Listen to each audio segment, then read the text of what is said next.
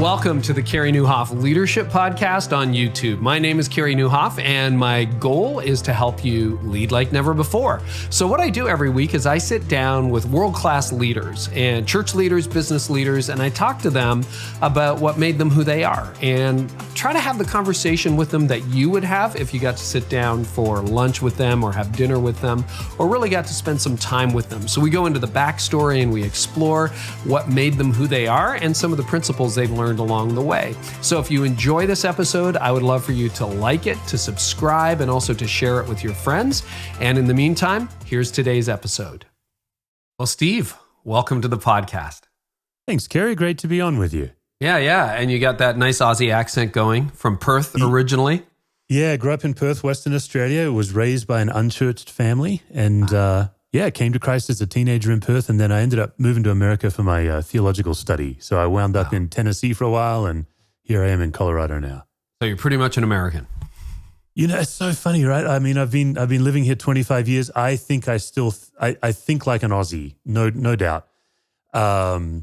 But my voice has definitely changed. But, you know, my family would say I sound very American now. Yeah, and the Americans would say, wow, you sound Australian. Right? Yeah, for sure. Yeah. That's like my dad. He came from Holland when he was 19. And the Dutch say he doesn't speak Dutch, and the English say, wow, you have a really strong accent. So he's kind of homeless linguistically, which is good. It's not wrong. Kind of a third culture thing. It is. It's a real thing, yeah. So, Steve, we're talking about anxiety and stress and all those things, which, you know, is such a huge point of any kind of crisis you're walking into. And now the biggest crisis the world has faced in decades, perhaps centuries, is on us, and leaders are feeling it, particularly by the time this airs. So yes. You've got a background in counseling, and you started at a level 1 trauma hospital. I don't even know what that is. Like, what is level 1 trauma? And I didn't even know they had hospitals dedicated to trauma. What is that? Oh, yeah. Great question. Yeah, level 1 trauma is the trauma you don't want to be in. So every city has at least one hospital where it's the people in the worst shape are sent to that hospital. So level 1 trauma hospital would have the helicopter, and then oftentimes if someone ends up in one ER but they're in bad shape, they'll then get transferred over to the level 1 trauma. Wow. So it's a technical term. I don't know. There's probably a couple of hundred level 1 trauma hospitals in America, or at least the United States. But it's really the level of surgery that someone's able to perform when somebody's been in a car wreck. So I was a hospital chaplain at this hospital, and so multi-car pileups are going to come to us. Gang fights. One of my most unique experiences was being in the middle of a gang fight in a ER waiting lounge.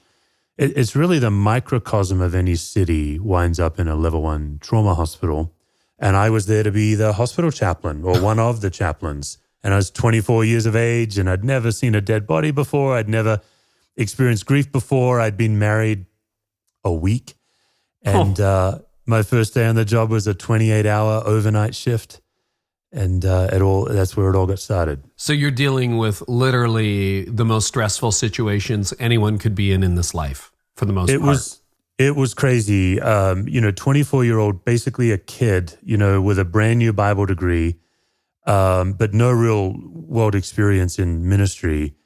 And that, the first day on the job, I'm literally there overnight. I've got my overnight bag, and they're touring us through the hospital. There's several new chaplains. So just to give some context, Carey, I was a chaplain resident, which is another technical term. If you've ever watched medical dramas, you see medical residents. They're medical students doing a residency. Chaplain residency is ministry students doing a residency in a hospital. So I was there as a chaplain resident. There were 6 new chaplain residents. They're touring us through, and my beeper goes off. And I had 4 beepers. Because I was the overnight guy, I had the extra on-call stuff. And I remember saying to the supervisor, Randy, I said, okay, now which beeper is this one? Because I was getting them all confused. And he said, oh, yeah, that's the code team. And the code team is anytime somebody's heart stops anywhere in the hospital, the chaplain has to go. And again, if you've watched your hospital dramas, you see the doctors and nurses, and they're running in with the cart and the paddles and the commands. What they don't show on the TV show is there's almost always a chaplain with the loved ones, and you're sitting on the carpet with your back against the wall out in the hallway. The door's open right behind you. You can hear everything going on. And of course, doctors and nurses, they have something to do. They get to command and they get to say clear, try to save a life. Your job as a chaplain is to sit as much as a non-anxious presence as you can with the family and just wait. So that's the code team. So the beeper went off. It's the code team. And I said to Randy, okay, what do I do now? Because we hadn't had any training. And he said, well, I guess we're about to find out, aren't we? Yeah. And I looked at him because I was the young kid. I was the youngest by a good decade on the new group. And I thought he was pranking the young kid. But he wasn't. He was dead serious. And I said, okay, well, what if I make a mistake? And he said, this year you're going to make hundreds and hundreds of mistakes. And that was the extent of my training. And so 3 minutes later, I'm in an intensive care waiting lounge. There's 12 to 15 family members. The matriarch had suddenly died on the surgery table. They couldn't revive her. So by the time I got there, she had died. The doctors had told the family, and I showed up maybe 30 seconds or a minute later after the doctors had told them. And people were screaming. I mean, it's just one of those things you'll never forget. There was a woman headbutting the wall just in a rhythm. There was a woman vomiting in a trash can. The whole room was just absolute mayhem. And my job was to do something. And that was my very first encounter for a year of level 1 trauma chaplaincy. Wow. Yeah. And that got your interest in how do you help people. And your book, by the way, which our mutual friend Kevin Queen from Crosspoint, Nashville, he said, Carey, you got to get to know Steve Cuss. I guess you guys have gotten to know each other.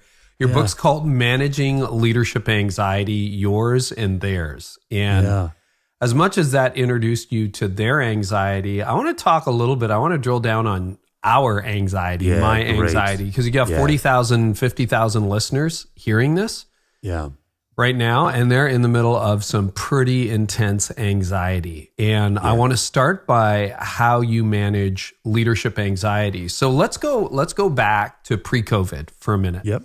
Yeah. Leadership is tough at the best of times. People burn out all the time. Anxiety, stress, depression, they're all very endemic for leaders. But I would love to know, what were some of the major stressors, if you can call it that, even prior to COVID? And then we're going to talk about how COVID elevated everything.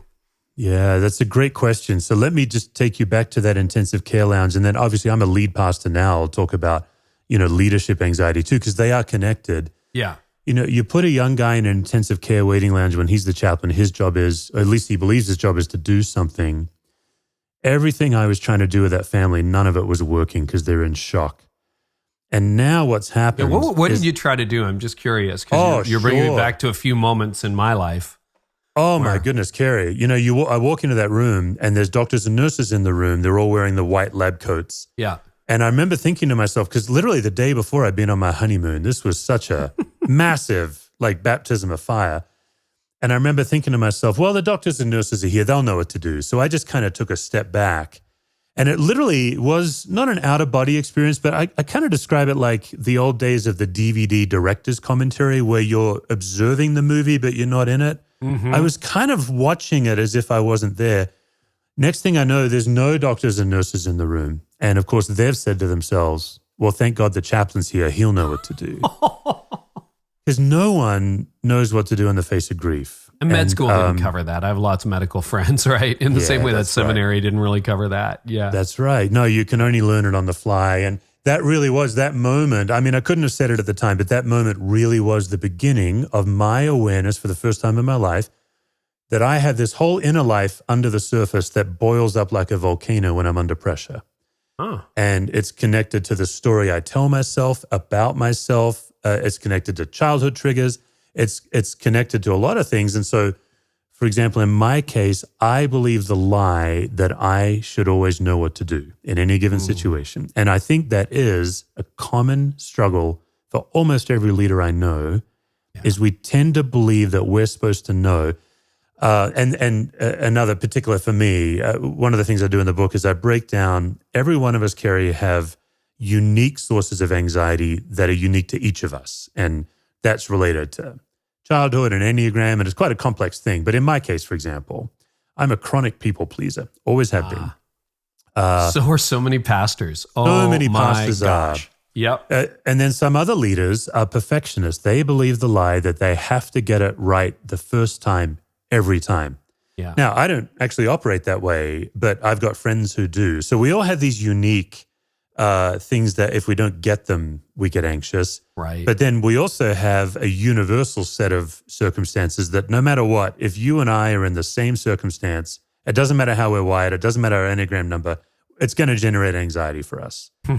And one of the universal sources for a leader is when you're supposed to do something and you don't know what to do. That's just a go-to that will generate anxiety in your life. And so there I'm in the waiting lounge. And so what I tried to do is I tried to speak to the room. I remember the very first thing I said to them is I just said, hey, could someone tell me what happened? Because I didn't even know what had happened. And of course, no one even knew I was in the room. At some point, the charge nurse came in. And I'd never met her. I'd been on the job for about an hour. We'd just been touring the hospital. She comes in, and I can already tell from her body language, she's upset at me. I've never even met her. She's already mad at me. And I look at her, and she says, come on, chaplain. We need to get the family in. They need to visit their mom. They need to get out. We need the bed. We have to turn the sheets. We've got another patient waiting. Let's go. So one of my chronic needs is I need to please a stranger. I've always been this way. It's weird. And so what happens is if you're not aware of what's going under the surface in you, you end up operating out of false needs instead of what the situation really requires. So instead of caring for this family, now I'm trying to please the nurse.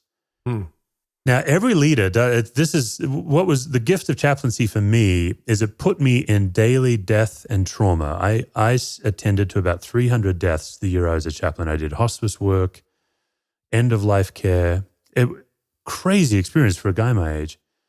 But what it did is it just gave me like a crucible by which I now see all leadership, because all leadership is some form of vulnerable experience. Every one of us as leaders, we're putting ourselves out there. We're leading in unknown territory.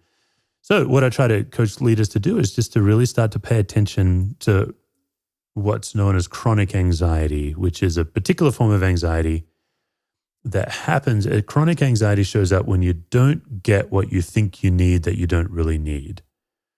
So I believe I need that a little bit. What do you mean by that? Yeah, so I believe I need people to like me. That's not actually true. I can actually survive. I can actually thrive without people liking me. But if I think someone doesn't like me, I get anxious. Gotcha. I believe I need to always know what to do, but that's not true. I can actually survive without knowing. So can I give you another example? I'm not a people pleaser. You know, everybody has, unless you're a sociopath or a psychopath, you probably have some people pleasing in you, but mine would be performance. If I felt I didn't do a good job or you didn't see the good job that I did, then that you're saying would trigger anxiety in me? Yes, that's right. That's a great example, actually, Carey. Okay. Like if you're able to name, I'm the kind of person that believes that I need to be productive, but you're also going a little deeper for us. You're also saying I actually need to be noticed for my productivity. Is that accurate? I've spent a lot of time unpacking this stuff. I'm sure you have. Yeah, most people our age, and I know you've also written a book quite similar to this. Like you've done a lot of your own deep work. Yeah. Yeah, so then what I would be doing is encouraging somebody like yourself, okay, well, what happens next? Like when you don't get that pat on the back, what shows up in your body? A lot of leaders, particularly type A driven leaders, they would be listening to this and they'd be saying, well, I'm not really an anxious person. Yeah, that's because they say anxiety is worry and fear, and they don't tend to worry much. They're not afraid of much. But chronic anxiety actually is what you do next when you don't get what you think you need. And so maybe it's that you're chasing someone down for a meeting. You know, early in my leadership at the church, we were a small church, people would leave, and then one of the elders maybe would contact them, and they'd say, well, you know, Steve just didn't reach out to me enough. We didn't get together very much. And because I'd felt like I'd let them down, I would try to lunch them back into the church, if that makes sense. Yes. Right? You're reading no one's mail here, Steve. Right. So I'd like lunch them back into the church. I remember the moment where I'm waiting for a guy. The only time he could meet was 5 a.m. Do you know how hard it is to find somewhere that's open at 5 a.m.? Yeah, no kidding. That's right? a story in and of itself. I can only meet at 5 a.m. I'm sitting at this diner at 5 a.m. He stands me up. I'm like, what am I doing? Because I'd lunched them back into church and I couldn't maintain that. And then they'd get angry and leave again, of course. But where you start having breakthroughs as a leader is when you can name this false need, this chronic anxiety, and then you can name, what do I do next that's crazy?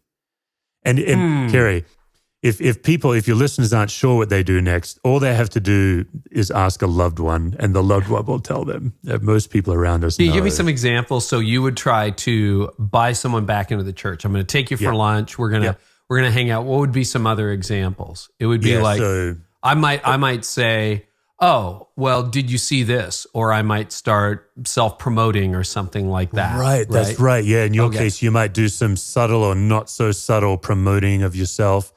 An example from my life, I uncovered a false need about 10 years ago. I've been a lead pastor for 14 years, so I've been a regular preacher 14 years. I've been in ministry 25, but preaching regularly 14.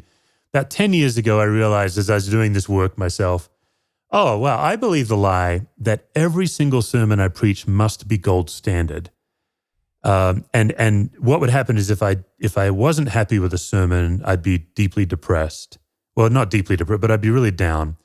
But if I really liked the sermon, it was worse. I'd put myself under even more pressure for the next one. That you thought it was great, but somehow it missed the mark. Or how am I going to top it? Oh, gotcha. Okay, right? How am I going to, now that was so good, now I need to top it.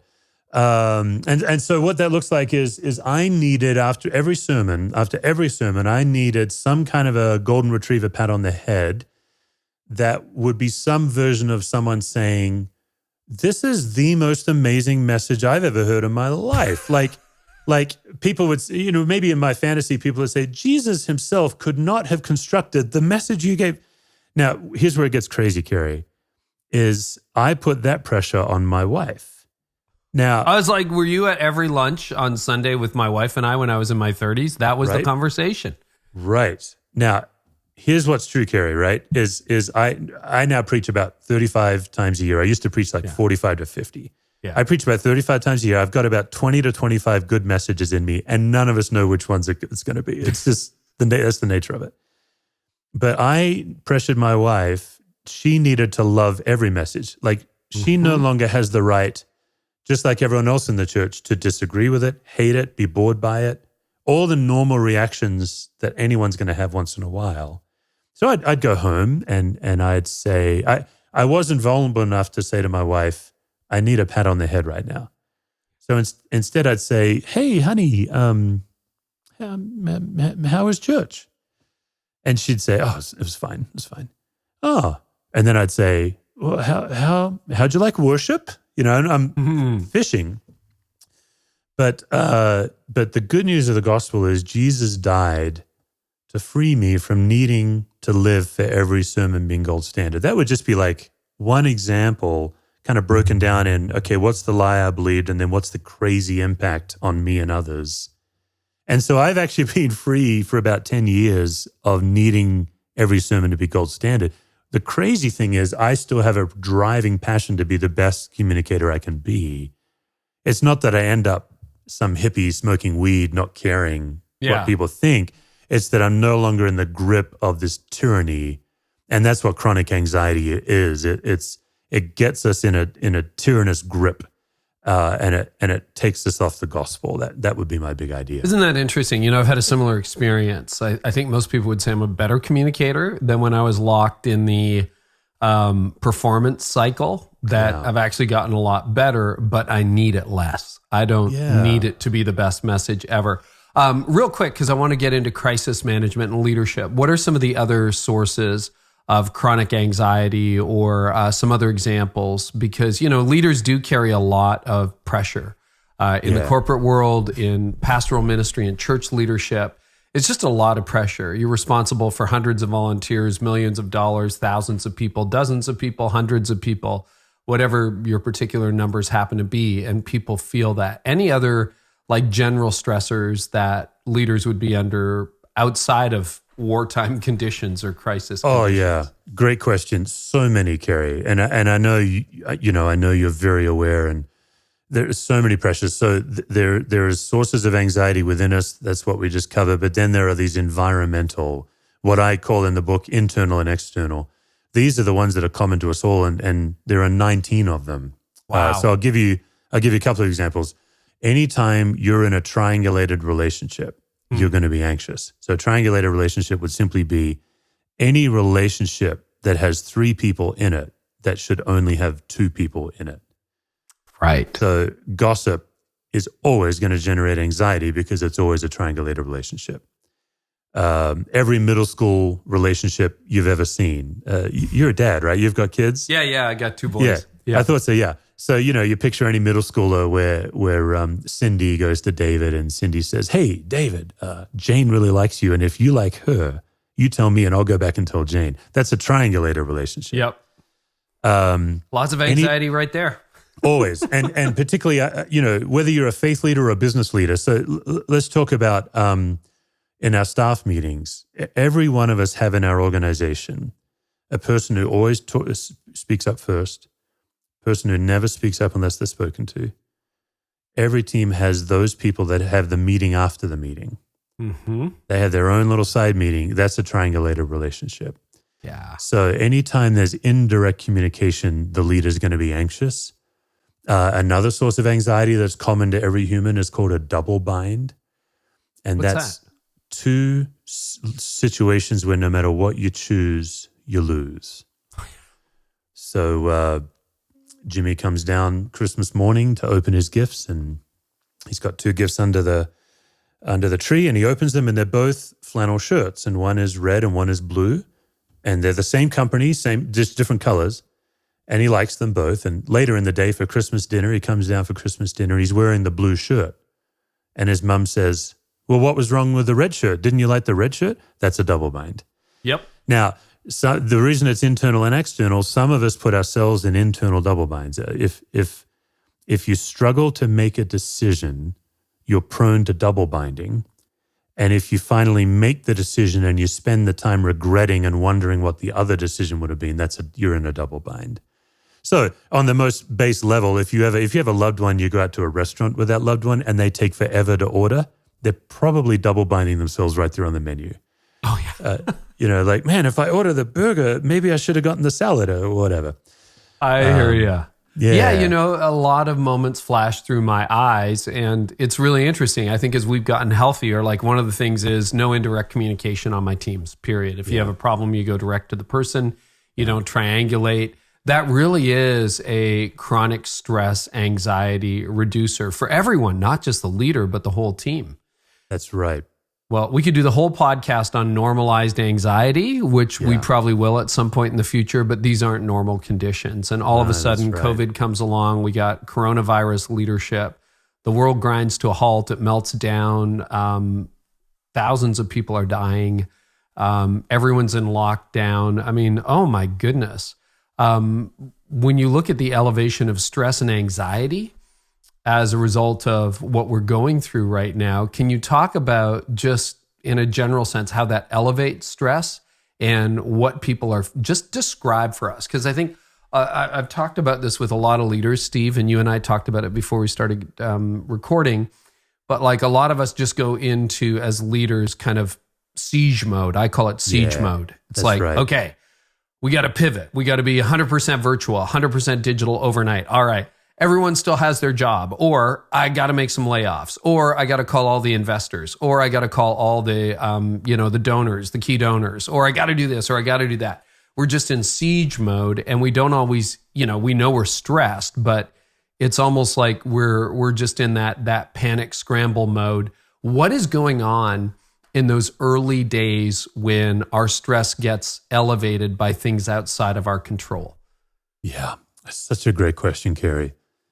I think it helps to have a general understanding of a theology of anxiety. I think anxiety is actually a spiritual force, and that I think we don't take it seriously enough because we don't see it as a threat. But most leaders are prone to action. So when we're anxious, we act more. Isn't that interesting? And so you're seeing a lot, and I know a lot of your listeners are pastors. We're seeing so many pastors like triple the amount of content they're producing. Yeah. Now, I want to be real careful, Carey, because I think the heart behind producing more content for your people is that's a good heart. Yeah. But I would just encourage leaders to ask, why are you doing it? What are you trying to accomplish? Because some of the content we're producing is more to feel the need to do something than it really is to help our people. And that was an early lesson I had to learn as a chaplain. My first 3 months of chaplaincy, the amount of times I would say something to somebody in grief because I didn't know how to simply walk into the space of pain they were in. And leaders are particularly prone to this, Carey. When somebody's in a real difficult situation, we tend to need to shrink their problem down to a size we can manage so that we can then tell them what to do. And we're not aware that that's actually an anxious response. So I want to be careful.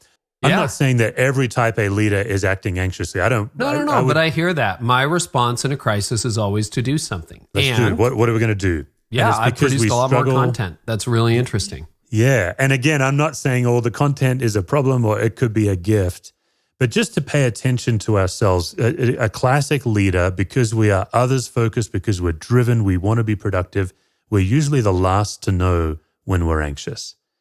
So one of the early lessons I learned as a chaplain when I was on the code team is one of the code doctors pulled me aside. I'll never forget it. And he said, hey, when somebody's heart stops, first take your own pulse.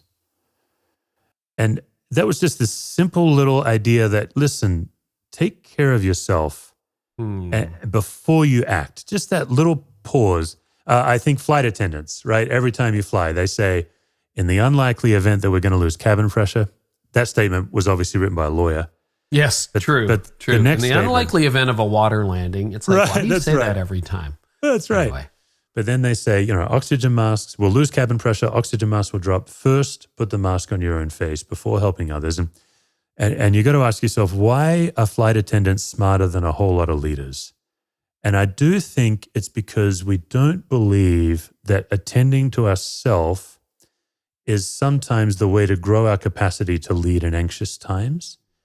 And so when Jesus calls us to love our neighbor, there's actually two ways we can faithfully fulfill that command. One is pouring ourselves out, dying on a hill. That's true.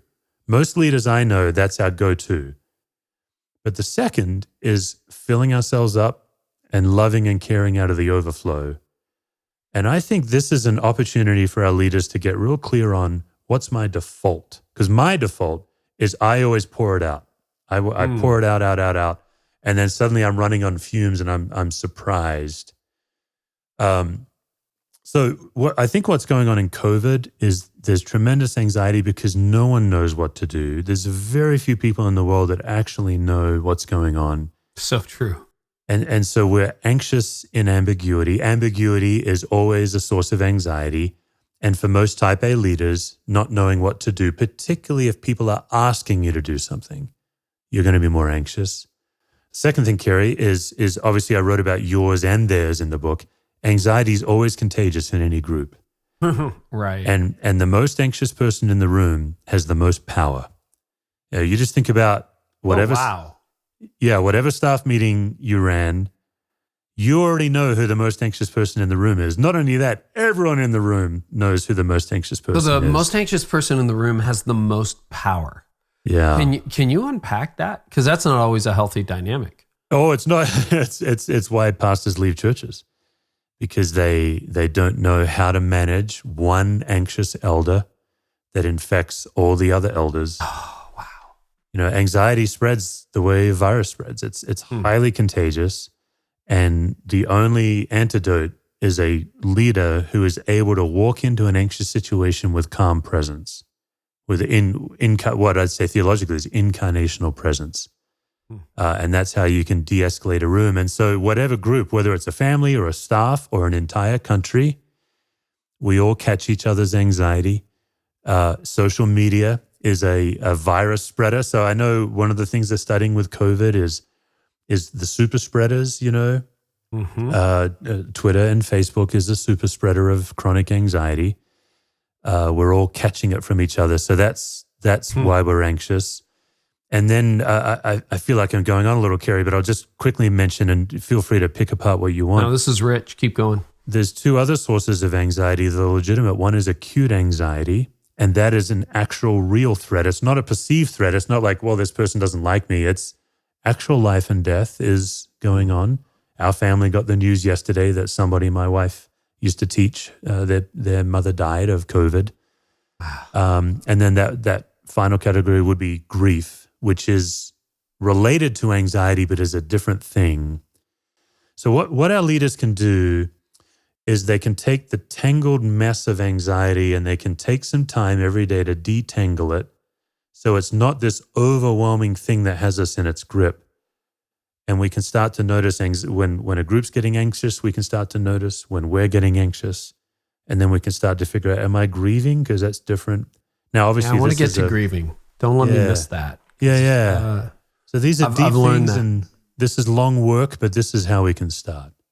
I want to go back to a phrase you've used a few times. I don't know whether it originally goes back to Edwin Friedman, but the idea of non-anxious presence. Yeah. And I did a teaching in a course I did called How to Lead in Crisis, which, nobody really knows how to lead in crisis. I just took the best that I did. Yeah. I could pull together and tried to help some leaders with it. But I did some research around Friedman and looked at what he said in his book, Failure of Nerve, which is where I think he coined that phrase. Yeah. And it means something very different. When I heard it quoted just as sound bites, we live in a soundbite culture, a Twitter culture. I thought it meant kind of a Zen presence, but that's not what he means at all. No. So can you define what you mean when you say the leader walks into the room, you have that really anxious elder, that really anxious executive pastor or groups person who's like freaking out on you. Yep. And how do you disentangle yourself from that? Great question. Yep, there's two tools, and it's like going to the gym. So when you first start using the tools, you'll feel a bit out of shape, but you can build these muscles. The first thing any leader can do is they can pay as much attention to process as they are to content. So content is what we're saying. So you and I right now are trading content. Process is the way that you and I are relating to each other. And if a leader pays as much attention to process as they do to content, they can de-escalate the anxiety in the room. So what that looks like is when you're in a staff meeting, you're not just concerned about the agenda.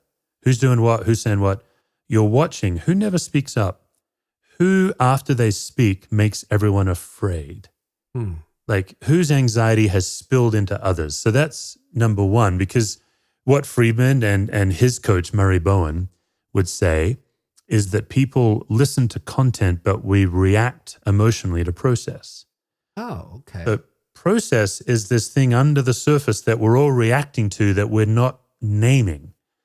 But if you can, any leader can walk into any room and start noticing process right away. And once you do it, it'll freak you out because you'll start seeing things that you've always known, but you've never known how to put a word. Can you give me a couple of other examples of process? I get the idea of the person who never speaks up or the person who makes everyone else feel anxious. What are some other, because I think that's a really good point. How do you observe process? Yeah, you observe the way people relate to each other and the way you are affected by other people and the way you affect other people. So that person makes me feel defensive or, okay. Yeah. So several years ago, I'm a young lead pastor. We're a young church plant of 200 and I don't really know what I'm doing. And we hire this brand new staff member. She's barely been a believer, not very long. Concrete-minded person, very earnest. And I'm the kind of person that's an external processor. I kind of need to talk a lot to figure out what I think. Yeah. I'm also the kind of person that sounds like I have strong opinions when I really don't.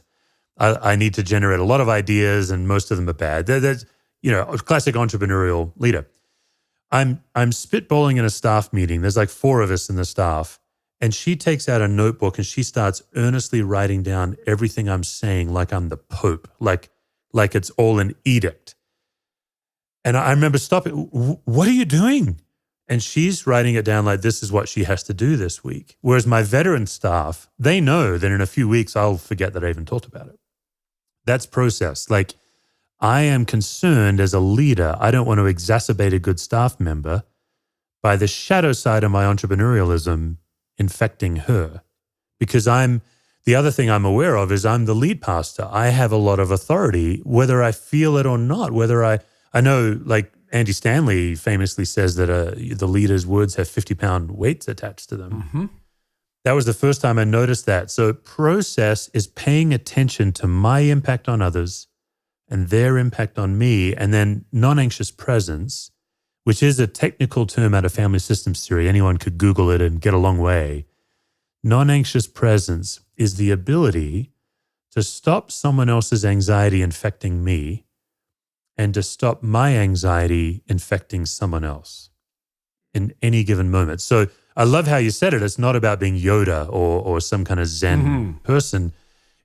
I can walk into a room anxious, but be a non-anxious presence by being aware of my anxiety. One of my great tools is naming it. Sometimes I name it to God before I walk in. Sometimes I'll name it to the room. I'll just say, boy, I'm carrying this thing right now. I just want to name it to get some power over it.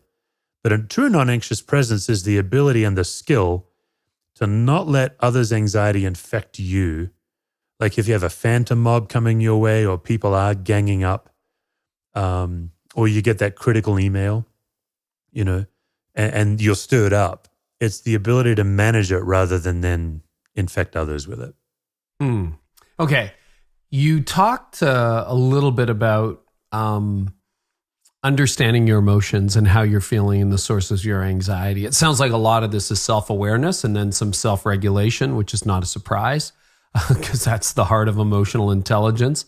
Yeah. But you mentioned like naming feelings. So I was terrible at that, and I'm still learning how to name feelings.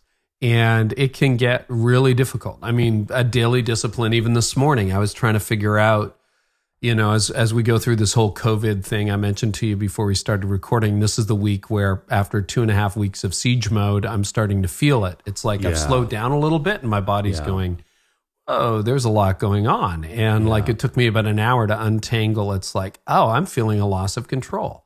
Now, I taught on loss of control, but to actually have that show up in my own life is very different.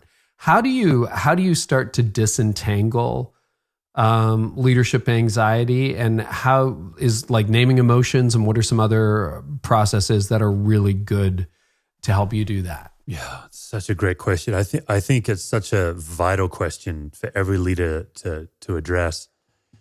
I believe the lowest hanging fruit way to know you're anxious is to get hyper aware of your physiology. Anxiety typically shows up in a spinning mind, a racing heart, or a tightening body. And it's different for each of us. So for me, it's a spinning mind. I know I'm anxious when I'm ruminating over and over again about the same thing. For others, racing heart, it feels like they've had 10 cups of caffeine. And then for others, it's a tightening, clenching, either their gut, they feel nauseous, or their shoulders. They always need a back rub. Let me throw it to you, Carey. Would you be able to name where it starts for you? I would say racing heart. Racing heart. Isn't that interesting? Because I hadn't heard that before. Thanks for the free therapy, by the way, and thanks everyone for listening in. No, I would say because I sleep almost every night. It has to be almost a nuclear meltdown to interrupt my sleep. And the COVID crisis, particularly because, I had 6 to 12 months of speaking wiped out. It's like, oh my gosh, what's going on here? I was up at 4:30 in the morning, but I slept every night, and it was 10 minutes getting to sleep as opposed to 2, which would be my typical pattern. But it did show up as heightened awareness, almost okay, it's time to do this and it's time to do that. Hyper productivity, not manic productivity, but hyper productivity, reassuring everyone else, just okay, you just, it's like an adrenaline shot. It was like every day I woke up at 4:30 and someone injected me with some adrenaline. And I just went, what was the third? You mentioned racing mind. Oh, tightened? Yeah, a little bit. I would feel that. I'm very sensitive to my body. And I would feel in my shoulders and my neck that it was getting tight. Not to the point where I needed to go get a massage, but that's where it would show up in me. Yeah, so I would say that is step one, is for people, the whole first take your own pulse idea. Some of this work only takes 30 seconds. That's what I love about it, is they are. Yeah, but I wouldn't have called it anxiety because I didn't feel anxious. But of course, That's probably exactly what it is, right? Well, Carey, gosh, I mean, I'm so careful not exposing people. I think what you could do if you're interested in a brave experiment is to ask your team when they know you're anxious in times that you don't know. And that would be a second tool is that hyperproductivity is almost certainly an anxious response on some level. Yeah. But it's where it gets complicated is it's also the shadow side of your incredible gift. You have generated all of these phenomenal resources for church leaders, the kingdom's benefit. So every gift has a shadow side. I just believe that chronic anxiety is a spiritual force that for most leaders, we don't know we're anxious until we're really, really anxious. And what I'm interested in doing with the coaching I do is helping people go from being deep down the grip of anxiety to learning how to notice it in the moment to now being able to preempt it as they're walking into a situation. So in my chaplaincy work, it was that year when I first started to understand, I believe the lie, I need to have the answer. But I didn't know that until well after the event. Now, 20-something years later, I can walk into an elders meeting. Our elders meet once a month. They're phenomenal men and women, but they're volunteers and they're not in it every day like I am. And so they might ask a question that they have every right to ask that I don't have the answer to. If I believe the lie that I need to have the answer and I'm not dealing with it, I'm going to be defensive when they ask. I'm going to tell them why that isn't in their purview and they shouldn't be asked. I'll have all these weird responses. But because I'm very aware that some of my anxiety is driven by needing to always know, I can actually die to it before I get to the elders meeting. That's just a way of preempting. So I really think the first place to start for most leaders is your body. Just if you can start to notice when you're in the grip of anxiety, what does it feel like? The next step is, are you able to name what you think you need that you don't really need? And then after that, the braver work is asking people who love you when they know, when you don't know. And I'll say this, Carey, my youngest is 13 now. My oldest is 19. You haven't lived until your 9-year-old daughter is telling you that she knows you're anxious when you don't know you're anxious. Oh, wow. But that's because we all catch each other's anxiety. That's because we all notice and react to process, even though we don't talk about it much. So those would be just a few steps I think we could take. No, that's really good. I want to ask you, so one of the words that hasn't come up a lot in our interview so far, but I kind of wonder if we're dancing around the edge of is fear. To what extent, yes, because, if you don't know the answer, that can be a fear thing. If you didn't do a good job preaching, that could be a fear thing. If you're like, well, I can't do nothing, I got to do something, that can be a fear thing. Is this related in any way to fear? Oh, I love that. I love that question. Yeah, you are obviously well versed in the things you're asking about, right? Like the most commanded passage in Scripture is fear not. Yeah. So I think when John says perfect love casts out all fear, I think the way it works is we can either be in the grip of chronic anxiety or we can be in the grip of the unconditional love of God. But it's very difficult to be in the grip of both. One of them typically displaces the other one. I think that's because theologically, chronic anxiety is actually what shows up when we're depending on anything other than God for our well-being. And so I think anxiety becomes a real gift because it can now be the early trigger that we need to encounter the gospel in the moment. Like most church leaders I know, we're much better at sharing the gospel than we are experiencing it for ourselves. It's one of the great challenges of church leadership. Yes. But since I've been doing this work, I've experienced the profound unconditional love of God so much deeper as I notice my chronic anxiety. One of the signs that you know you're anxious is when you believe the lie, it's all on me. You start to forget that God's at work, that God's sovereign, and you start operating as if you must do something. And so one exercise I do is I just make a little 2-beat reminder. When I start to notice that I'm feeling it all on my shoulders, and particularly for leaders who are highly responsible people, we're particularly prone to this. So I must do, that thing. Just that simple reminder, wait a minute, God is with me. I'm not alone. But not only that, God is actually already at work into the ambiguity into which I'm walking. Like that thing that I'm walking into that I don't know what to do, God's already there. This was profound for me as a chaplain. There'd be times I'd be doing these overnight shifts and I'd go to 5 to 7 deaths in a day. Like 2 a.m., the beeper goes off and it's the 5th death. And I just remember I'm not proud of this, but it's a very human response. I'd be angry at the person for dying, for inconveniencing me. Oh yeah, no pastor has ever felt that before. Right. No, keep going. And so I have from the overnight room to washing my face, brushing my teeth, trying to get some semblance of being awake at 2 a.m. I've got from there to when I walk into the widower, maybe his wife just died. And this poor man, the worst thing that's ever happened in his life has just happened. And I'm mad at him.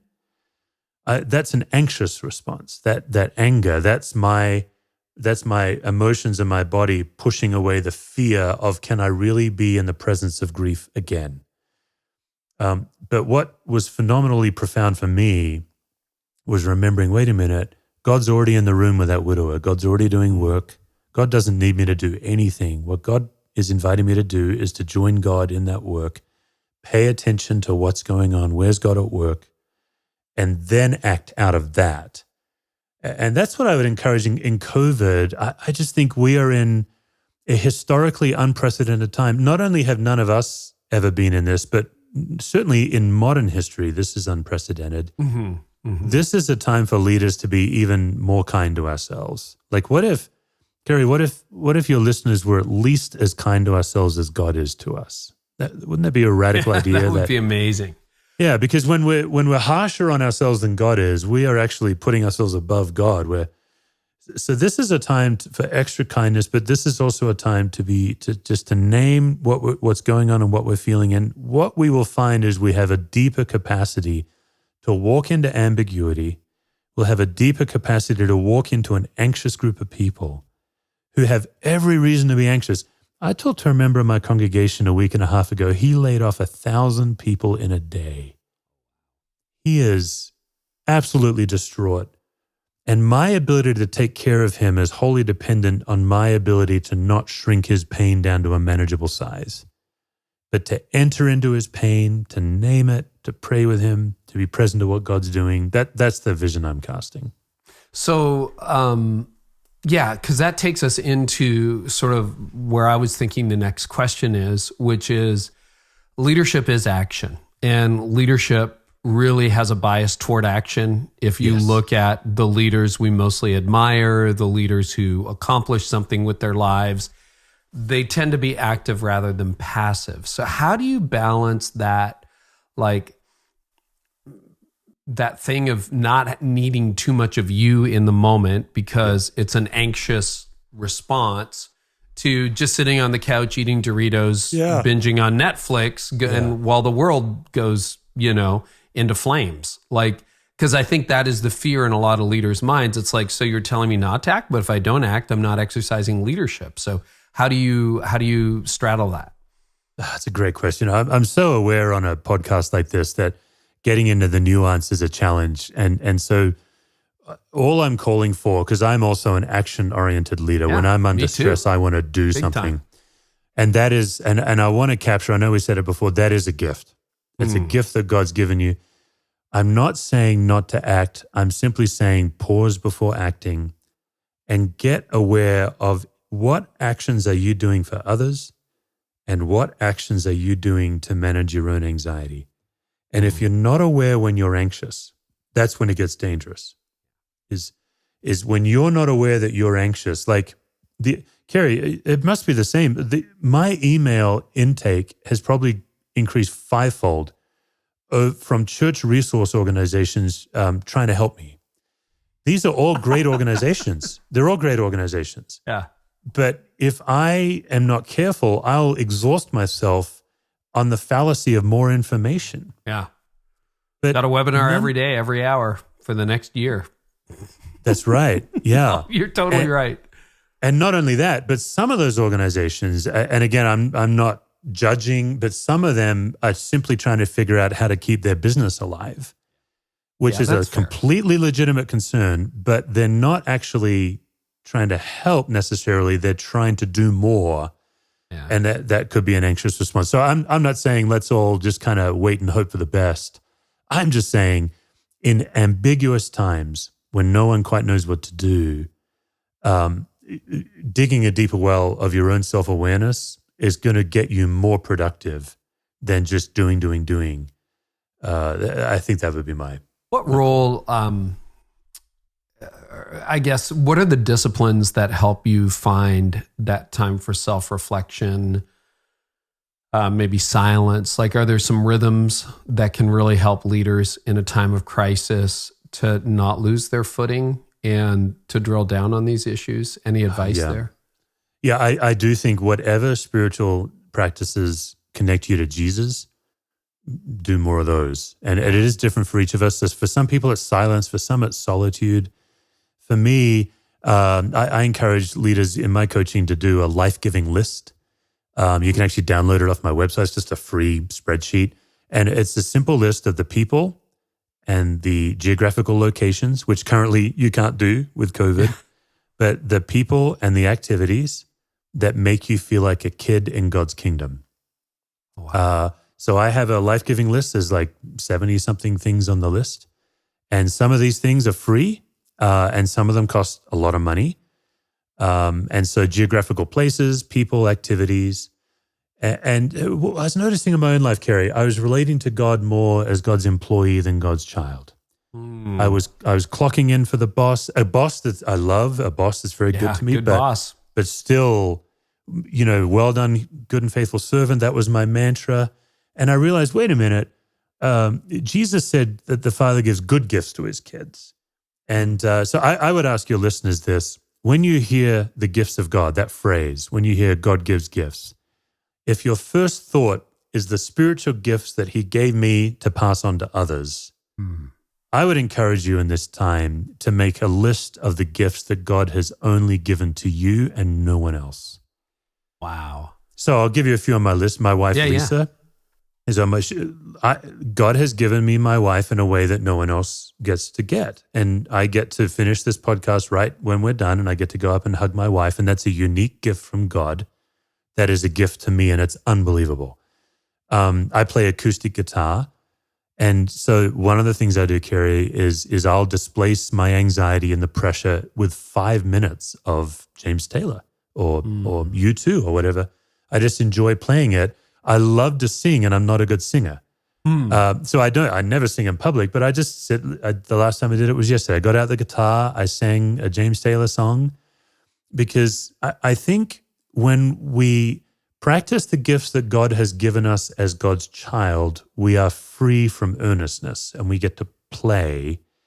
And I think the fallacy in our leaders is we think there's too much important work to do. But you referenced Ed Friedman.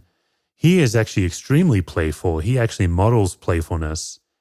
And I would just say to our leaders, it's phenomenal what 5 minutes to 20 minutes of playfulness can get you. That'll buy you 3 to 7 hours of productivity. But one of the ways you know you're anxious is when you're applying try harder to anything that's not working. Yeah. If something's not working and your solution is more of the same and try harder, so maybe you do have that employee that's not very productive, and you really do believe that one more meeting is going to turn the corner. One more piece of insight from you. The life-giving list is just a dead simple way to displace your pressure with the presence of God. That is, we will link to that in the show notes, and I'm probably going to download that. That sounds really, really good. On the other side of burnout, and I want to drill down on burnout in just a moment. I realized I was hobbyless. Can I jump in, Carey? What would be on your list? I think, because we all have different things on our list. What would be a couple of things on your list? So a few things I really enjoy. I actually really enjoy barbecue. I'm going to do some tonight. That was a hobby. You can't pay me money for it. Everyone thinks I'm sponsored by Big Green Egg. I'm not, and that would ruin it. So I love doing that. I love bringing pleasure to other people. I really enjoy cycling. Went for a bike ride an hour before we jumped on this call. And that's just, I don't ride in groups usually. It's just me. But, and it's stuff that helps me feel God's pleasure. I've taken up running. What else? I mean, my wife for sure, hanging out with my kids, long dinners with friends. But that whole idea where I realized so much of leadership is giving, and there are rewards in it. It's deeply rewarding. Yes. But a friendship and life has to be mutual. And that is where you receive and you give. And often in leadership, I found myself in a deficit in that area where you're giving, but not receiving. And so I've really tried to focus on that. Is that the ballpark? Oh, you're talking fantastic. About, yeah. And it is interesting how specific it gets, like for my wife, because spouses can do this for each other. You can each, and your kids can make a life-giving list too. So my wife, for example, popping old school popcorn on the stove is on her life-giving list. Our executive pastor, Tame, every Saturday morning he puts on a vinyl album and he posts the vinyl on Facebook. Here's what makes it magic. I used to be embarrassed to teach this because it feels so basic, but I just find so many leaders don't do it. God has given all of us these unique pleasures, and every time I do something on the life-giving list, I just thank God for it. So if I were barbecuing like you, Carey, there'd be a moment where I would just, in prayer, say, God, thank you that you have wired me to love barbecue and love serving people with it. That's a gift from you, and I receive it. Yeah. And it's crazy. There's something, because I really don't think you can be invaded by the love of God and invaded by chronic anxiety at the same time. So I tend to use my life-giving list to displace my anxiety and my leadership pressure, and the spiritual disciplines are on the list. So for me, reading theology, reading the Old Testament slowly is on my list. For me, solitude more than silence. It's crazy. I started going to a Benedictine monastery several years ago. They do silent retreats. Yeah. And they chant in Gregorian chant 7 times a day. And I don't know how, but it's one of the things on my list. It's the most peace-flooding experience to go chant with these cloistered nuns. So the things that will show up on your list are crazy. You keep looking for them, you keep adding, and I think it helps the leader feel more alive. So I really want to hammer on, it's not about sitting back. It's actually about deepening our capacity for ambiguity, which is the times we're in. Yeah. It grows our ability to manage ambiguous situations when we are less anxious. Good to know. I will be downloading that list for sure and sharing it with friends, Steve. Okay, I know by the time this airs, there's some leaders who are like, okay, I'm anxious, I'm stressed, I wonder if I'm burning out, and I want to get this right. You make the argument that burnout has less to do with workload and more to do with internal and external anxiety. Can you explain that a little bit? Because you're right, the stereotype on burnout is, I just work too many hours, I've got too much responsibility, but you think it's anxiety related. Yes, I do. Great. Yes, I think the too many hours fallacy, people are working too many hours because they are living out of their anxiety. They believe that they need something or the world needs something that they don't really need and the world doesn't really need. So, most leaders believe that the world needs 80 hours of our time when 65 will do. The other fallacy I'd say, Carey, almost every leader I know and respect loves having a lot of work to do. It's like a boat. I don't thrive at 38.5 hours a week. That's right. I know in my life I get lazy. There's a certain point that I actually get lazy and dysfunctional. Like a boat, I kind of need to be on the plane, the Bertrand. But a boat is kind of in the water, but then it gets on the water. Oh yeah, a boat. Yeah, on plane. Absolutely. Thank you. Yeah, I miss my boat. It's in captivity right now in quarantine with everyone else. So. You talk about a life-giving list, a day out on a boat. Life-giving list, boating. Yeah, totally, 100% for me. Again, the guy who had no hobbies finally has some. So there you go. I'm with you. Yeah. So no, most leaders I know, they love to have a lot to do. We actually get motivated by being productive. But it's usually that one person that's always critical. It's usually, like for me, I came close to burnout at our church. We had a slate of young men dying in our church year after year, and they were all dear friends of mine. One was the chairman of our elders. One was my volunteer worship leader. They were these men that were very precious to me as friends and key leaders in the church. The burnout there had more to do with grief than workload. It had more to do with the pressure of burying a friend on Sunday and then leading a church through grief when I was grieving.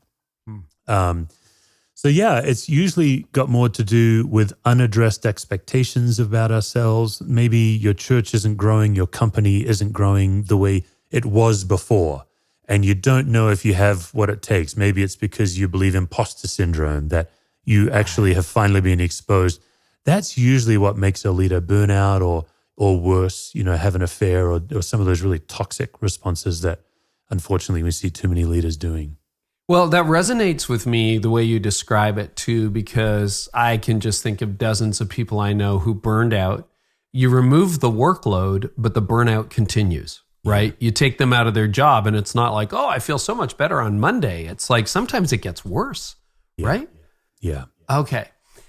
Well, let's go back to grief. So I picked these amateur points up along the way, but I've heard depression is loss. Grief is loss. Yeah.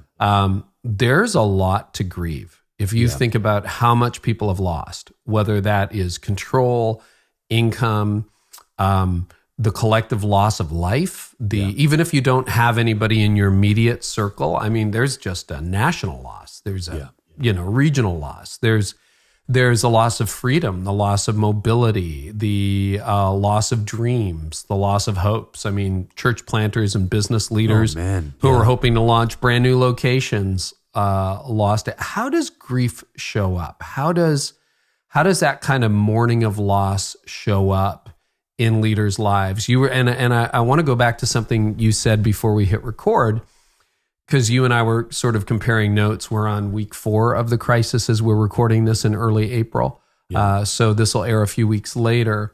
But I'm like, I'm really feeling it this week. And you said your mood is all over the place, right? Like when you look at how that kind of came out. So can you help us to pay attention to the signs that would tell us we're grieving or we're experiencing loss or depression? Yeah, grief is the bane of most leaders because we are so control-oriented. That the antidote to grief is radical acceptance. And it's a different skill set than most leaders have. Most leaders are leading toward a preferred future, right? We have a vision of how things can be. But if you just picture grief grief is a thing, it has its own agenda. It didn't ask you if you're okay with it. So the metaphor I use for grief is it's a tornado. It shows up. Sometimes you get an early warning siren. Sometimes it hits. It comes unannounced. It outstays its welcome. It does its damage, and then it moves on. And I think the challenge with grief is that process can happen anywhere from multiple times a day. If you are actually literally grieving the loss, the death of someone you love, that process happens thousands and thousands of times over 10, 15 years.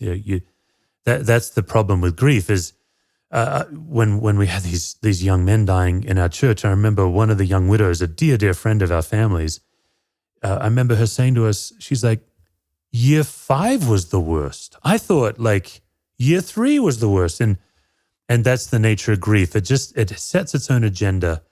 And so I think the antidote for a leader is radical acceptance, because when we're in an ambiguous environment that we have no control over, just our need to shrink it down to something we can manage and lead through. And it usually, Carey, it really does come from a good place. We have a good heart. We want to be helpful to people. We want to help our team. What's it like when you're the leader of a team and you're the one grieving the most? Yeah. That's so disorienting because you don't want to infect your team. Colin Powell talks about how optimism is a force multiplier. But for your listeners who are struggling to get up, I think you were really perceptive when you said we're about to hit the ground zero for a lot of leaders because they've been running so hard. Yeah, this last week for me, what I was sharing with you before we hit record, I'm by just nature and disposition highly optimistic. Very, very little gets me down. And last week I'd wake up in a foreign experience that I'd have to describe as a depression. Yeah. I started to question my calling at the church. And then one day I woke up just incredibly, almost paranoid. It was like an irritability that bordered on a paranoia about people. These for me are incredibly foreign experiences. Right. I just am not wired that way. And so I would just say, because I've done this work a lot, I moved into radical self-acceptance, which is naming it. And then I did deeper tools. I was probably less productive last week and more forgiving of myself than I normally would be. And then I decided, okay, next week, we're in trouble if it's that way this week again. And this week I'm feeling well, and I don't know why. That's the nature of grief. I've had a good friend who's a CEO who texted me on the weekend and just said, I've never had this before. He's in his early 40s, and he's just like, I feel lost. I feel I'm almost depressed. What is this? And so, we had a good conversation about it, and away we go. But the loss that we're experiencing, the anxiety, the grief, that's just going to show up in really weird ways, isn't it? Yeah, that's and right. I think I had a little bit of that earlier today, where I was really kind of in a foul mood for no reason. I had a good night's sleep. The sun was shining. I had a good day of work ahead of me. And I'm like, I just wanted to criticize my wife, and she did absolutely nothing to deserve it. And I'm like, thinking about it, praying about it. And I'm like, oh, I just need something to control right now. And so I'm going to try to control someone with my words and criticism. And once I named it, took me a while to get to the bottom of it. I'm like, that's what that is. And then it was gone, right? But interesting. It's a great example. Kurt Thompson says, we name things to tame things. And I think that the vision in Scripture about confession, yes, the fact that you have to say it to somebody in order for it to lose its grip on you. Oh, that's a good point. You're right. That was a form of confession. I went into her office and I just said, hey, you don't even know this is going on, but here's what was going on. And here's the point of it. And, And then the power of it loosened in your life, right? It just releases. You bring the darkness into light, and, the darkness loses. So I hear that. Any other words for leaders who may be suspecting that they're burning out right now? Oh, man. But, Carey, burnout is one of the scariest situations for a leader. I think it's terrifying. So I know this is your message over and over again. Don't do it alone. There are people in your life who love you, and go be vulnerable with those people. On my life-giving list is some dear closest friends of mine that are in ministry, and sometimes I'll call them and I'll just blurt it all out. Hey, I'm really struggling and I'm calling you because I really need help. And other times I'm all kind of casual, like, hey, how you doing? But I need them. So I think get help, name it. But I think the other message I'd want to say, Carey, is burnout is not inevitable. Yes. And if you do burn out, there is so much good news on the other side. I do think one of the things I know we've covered a lot of ground today, but one of the most powerful ways to really encounter the grace of God is dying to something. And I do think burnout, starts to send us a message of our ambitions and our productivity and even our income, like it's all going to go away and it's all because of you. And those messages of doom, that to me is why chronic anxiety is a spiritual dark force. It always sends you a message of doom, but the gospel always has a message of hope. And I don't mean it in a simplistic way, and I don't mean it in a pithy way. I mean the gospel's message of hope. I mean, you and I are recording this right before Resurrection Sunday. Yeah. There is always resurrection on the other side of death. And we can follow Jesus through that once we die to what we think we need. And so for some leaders, burnout might actually be the best thing that happens to you. I personally hope you don't ever go through it because it is I would awful. vouch for that. But if you do go through it, or if you are going through it, there is gospel on the other side of it. There is hope on the other I side. never would have believed it, but there is much greater life on the other side of burnout than there was on the front side of burnout, for sure. Yeah. Oh, Steve, one or two quick little questions for you left. I want to speak to the optimists in the crowd. You say you're an optimist. I'm an optimist.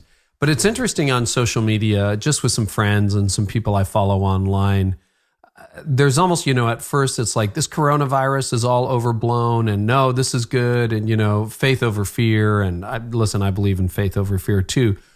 But there are some people who almost, it seems their way of coping is to minimize what's going on and to say, you've got this, it's going to be okay. They're going to motivate themselves through a crisis. What is the upside of that? And is there a downside to that?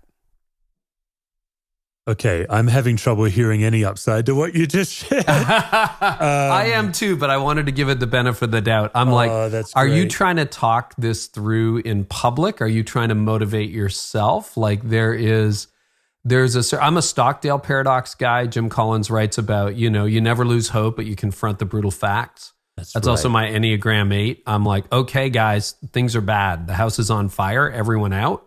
Let's figure out how we can put out the fire. So when I'm watching these hyper optimists sort of go on online, almost minimizing what's going on, I'm like, I don't know how that's helping anybody. No, I think they're just actually, I'll be, it's always risky to make blanket statements, right? And generalizations. Go ahead. All right, sure.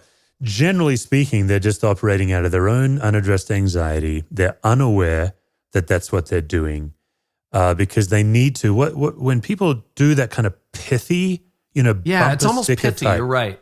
Right, that bumper sticker, if it fits on a bumper sticker, I'm going to give it to you, that idea. What they're not aware of is they're simply incapable of stepping into someone's pain. But I think there's a whole side of leadership that's incarnational presence. And that is entering right in the middle of it with people. And the only way you can do that is when you're aware of yourself. Otherwise, you're going to do damage. And it is crazy how oftentimes, I love scripture. I find so much life in scripture. Yeah. But the amount of times the leader will quote a scripture to somebody and they think it's helpful. And if you're a leader with authority over someone, that person will even thank you for it. They'll even say, oh, thank you, Pastor, that really helped. No, it didn't. You were simply shrinking their pain so you could manage and feel better. What's it like to be aware of that, to stop, and to simply say to somebody, that must be really hard. Like when I talked to my friend who'd laid off all those people, I cannot begin to imagine what he's carrying. And that's all I could offer him. I said, I don't know what it must be like to be you. I've never had to do that. That must be the worst possible thing. You must feel so terrible. He's like, I remember he said, I'm the cause of all these people. I'm like, call him Bob. Bob, you're not the cause. The virus is what caused this. But I'm not saying, you know what, look on the bright side, maybe they'll get a better job. Like that's that pivot.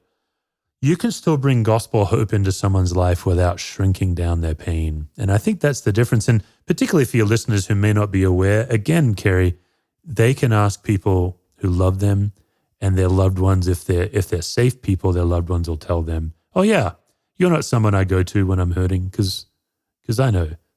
I know you're going to. You're a minimizer. You're an optimist. Or you're going to give me some advice. Yeah. Isn't that interesting? It's like the book of Job, right? The best thing his friends did was sit there for a few days and say nothing. And then it kind of went all downhill from there. But when I read Job, I kind of agree with his friends. And I'm like, oh yeah, but God didn't. Something? So I was recently. It's a fascinating book. You and I were chatting about Henry Cloud. I was recently on a Compassion International trip with Henry. Just an incredible. Yeah, I heard about that trip. Oh, incredible privilege. And he made this throwaway comment. I hope he doesn't mind me sharing it on your podcast. I don't think he does.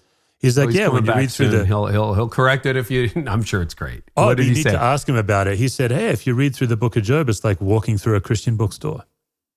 Oh, yeah. Simple answers for complicated problems. Right. Or categorized. Yeah. Wrong theology or wrong behavior is why you're in this problem. Yeah. Oh, I think he'd stand by that. That's absolutely, wow. That's so true. Steve, this has been life-giving. And we will link to the life-giving list. I'm very, very anxious to see what's on that. And I think that's really good advice. Anything else in closing that you want to share with leaders, Steve? This has been so rich. Oh, this has been just an honor, Carey, to come on. And I just think you're one of you've been doing this a long time, and you're one of the people that it's worth hearing from with what's going on. So thanks for hosting me. Guess I'm working out my anxiety. That's one of the things that actually really resonated with me. But it's so funny because I was recording a video, and today wasn't one of my best days. And I'm like on take 3. And then I just had this moment where I thought, because I'm running this IGTV series on Instagram that's got, just tens of thousands of views now. And I'm like, who am I doing this for? And I said, I think I'm producing content just to help content. And I shut my camera off and I just walked away and I said, today's not going to be a video day. It's fine. I don't know if it's health or what, but I love that. Makes me so happy. I've often coached leaders, we think about Sabbath as rest. And particularly for leaders that are productive, I coach them to consider Sabbath through the lens of control. There's a whole theology in the Bible about how Sabbath is about control, not rest. So, I think there's a whole other podcast episode in that, Steve. We'll have to have you back. Yeah. That is my issue for sure. This is great. So people are going to want to connect with you. The book, your latest book, is called Managing Leadership Anxiety, Yours and Theirs. Good for peacetime, excellent for crisis time as well. You've helped a lot of leaders manage their anxiety and what they're feeling. Where can people find you online? Yeah, my last name's Cuss. Might as well have fun with it. So my website is stevecusswords.com. That's and great. You can get some free tools there. I'm on Twitter, Instagram, and Facebook. I'm currently most active with this work on Twitter. And I'm trying to do better on my other platforms are more personal. People can follow me anywhere they like, but that's how you can. And then I have my own podcast too, Carey. I bring guests on and I make them talk about anxiety. It's a good time. And that's just called Managing Leadership Anxiety Podcast. So people can scroll through the guests. Max Lucado has been on there. Kay Warren has been on there. I think Christine Kane's episode will probably be released by the time people get this. So. Oh, that's awesome. Yeah, well, you've helped a lot of leaders today. And Steve, thank you so, so much. I know this won't be the last time we talk. Oh, great, Carey. It's been a real privilege. Thank you. Well, I hope today's episode was helpful to you. You can always get more by subscribing to my channel. I also have a lot more content over at CareyNieuwhof.com for leaders in business and leaders in churches. And you can get transcripts of this episode there and so much more, plus some other stuff I do for leaders. So head on over there to discover more at CareyNieuwhof.com. And in the meantime, I really hope our time together today has helped you lead like never before.